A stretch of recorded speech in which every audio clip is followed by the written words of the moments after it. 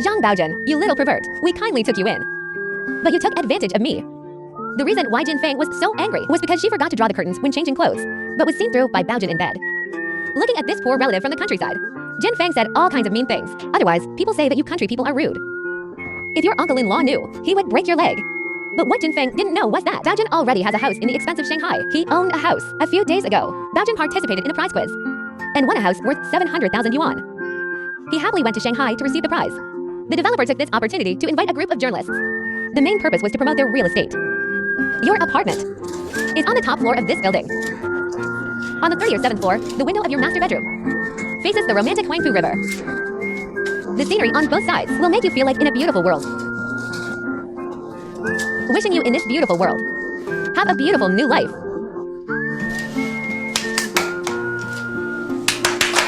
But after the promotion, the developers immediately revealed the truth, saying that the house was a pre-sale house, and it won't be delivered until a year and a half later. No, the newspaper said it was already built.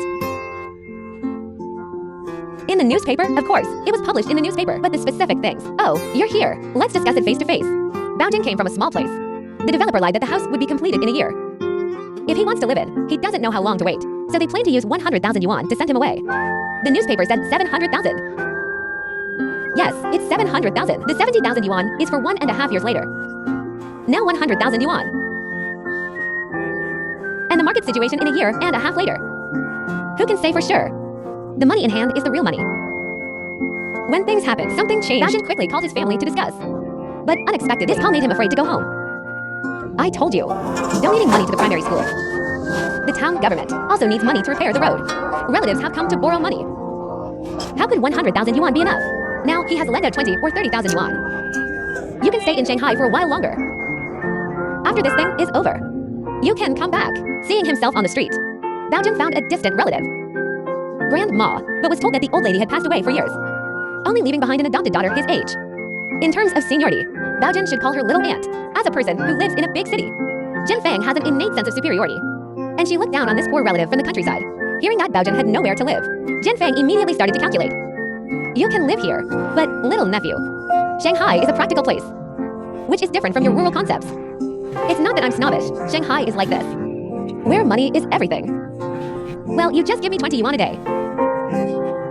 Seeing Jin Fang so greedy for money, Baojun directly lied that he came to Shanghai to find a market for the factory in the town. In order to live without looking at others' faces, Baojun decided to find a job and move away quickly, and waiting for the house to be built while making money.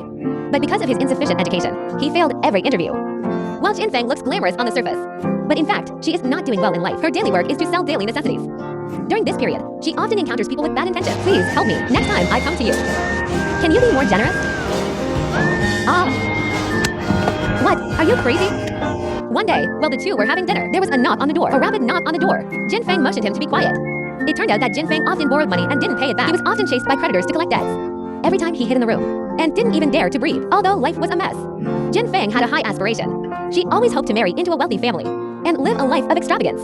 She often boasted to Baojun, her boyfriend who works in the island country. He was picked up and dropped off by car, and they are all extended Cadillac. Why do you need such a long car? It's full of things.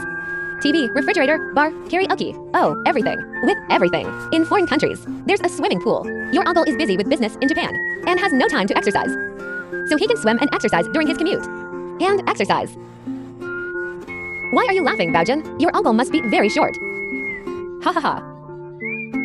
A man and a woman live in the same room. There must be some inconveniences. One day, when Jin Fang was changing clothes, was accidentally seen by Baojun. So he was furious and scolded him angrily. Baojun felt his self-esteem had been trampled on. So he left a letter and left. When Jin Fang saw the letter, she recalled the time they spent together. And she couldn't help feeling a little sad. After leaving, Baojun went to the construction site, but he was inexplicably fired. So he found another job as a security guard. Although the salary was not high, but at least it provided food and accommodation, made the new Baojun very satisfied. So he worked with great enthusiasm.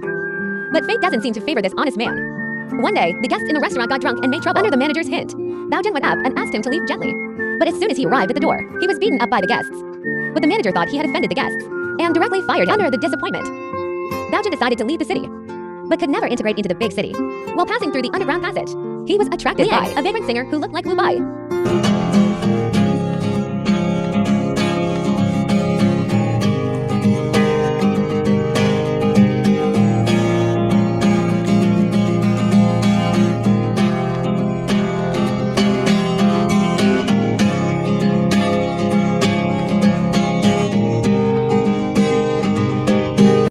seemed to speak to Bao Jun's heart.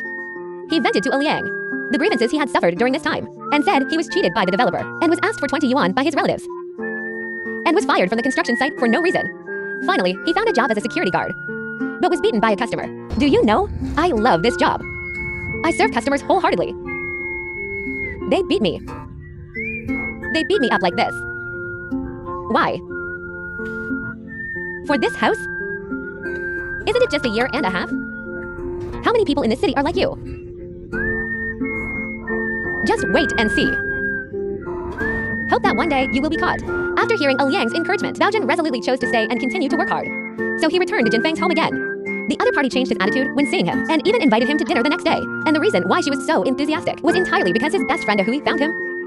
She had a boyfriend named Xiaobai, and he is a big boss, and knew a lot of inside information about the stock market. Jinfeng thought it was a good chance for her to turn over, so she wanted to borrow money from Bao Jun to buy stocks. I heard that stock trading is very dangerous.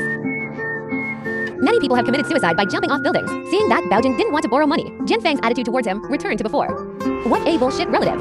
Why don't you help me at the critical moment? Why not eat? Don't you like it? Is the dish not good? Order more. Do you like lobster?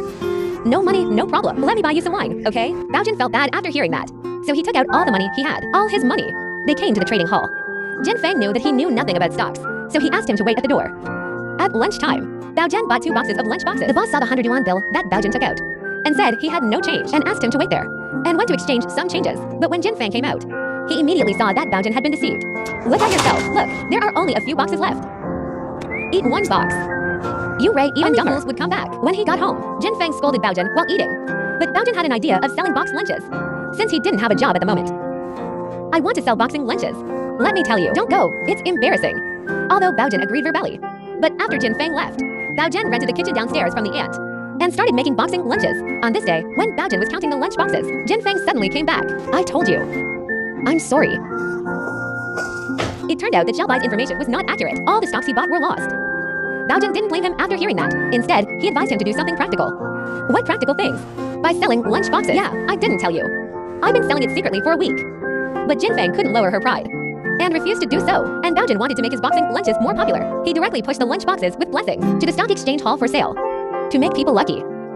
Hey, bro. I didn't get the change. No need. When he set up a stall at the hospital gate, he gave a customer an apple. With his smart business mind, his lunchbox business is also booming. Many companies started to order his boxing lunches. One day, Bao Jun was sleeping, was woken up by the knocking on the door. Jinfeng quickly motioned him not to make a sound, but Bao Jun ran to open the door directly. After learning how much money Jinfeng owed, he took out the money he had saved from selling lunches to pay off all the debts for Jinfeng. At this time, Jinfeng also had a different view of Bao Jun. When Bao Jun was setting up his stall, he suddenly saw Ahai's boyfriend Xiaobai. Only then did he realize that he was not a boss, but a driver. Bao Jun worried that Hui would be deceived, so he told Jinfeng about it when he got home. Jinfeng looked unbelieving after hearing it. The next day, Bao Jun met Hui at the alley. I really didn't read it wrong. And Ahai's dream of marrying into a rich family was shattered. When Bao Jun was going home after closing the stall, he happened to see Liang singing on the roadside. To thank him for his encouragement, Bao Jun directly invited him to his home as a guest, and gave him a pair of sunglasses. After Liang put them on, he wanted to sing Norwegian wood immediately. When Jinfeng heard that, she heard that Bao Jun met a friend from the underground passage. She worried that he had ulterior motives, so she said something sarcastic. I didn't he know that Bao Jun knows a friend of a singer.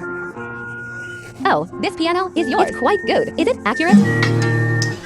I used to do musical instruments business. Is this guitar worth 500 yuan? It's expensive. Really, I can't tell. After hearing that, he quickly called Jinfeng aside. But he went too far. What a shitty friend. Why are you so honest? How complicated the society is now. Some people, they come to eat for free when you're successful. I'm sorry, I have something to do. I'll go first. Seeing his only friend in Shanghai being driven away, Bao Jun could no longer contain his anger. But Jinfeng didn't think so, and said that Liang was just a freeloader. Liang is not, it's me. I'm a freeloader. How can I be a freeloader? Japanese boyfriend. You ain't doing a big business. I know everything. Bao Jun's words directly hit Jinfeng's sore spot. In anger, he kicked Bao Jun out. But soon, Jinfeng realized that he was wrong, because no one was better to him than Bao Jun. So he found Bao Jun in the underground passage. Seeing that he was sincere and repented, Bao Jun decided to forgive him. That day, Hui brought Jinfeng her wedding invitation with Xiaobai. I understand that now. Whether rich or poor doesn't matter.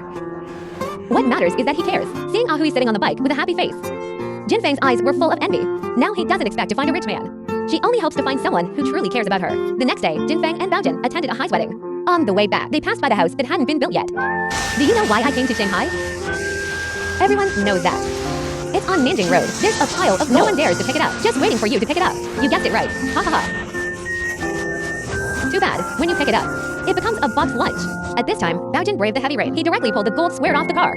Then Baojin took him to the construction site and told him why he came to this strange city. Do you know if this building is completed? I have a house on the 37th floor, where I can see the most beautiful scenery in Shanghai. Jin Fang thought Baojin was drunk at the wedding, so he took him home. God, I swear, if what I said was true, the rain will stop immediately. But unexpected, Baojin's mouth was blessed. The rain actually stopped. The police believed it after seeing this.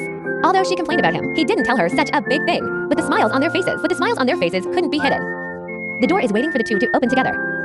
Behind every light at night, no door is opened by intercom. The one who can open it must be the best of us.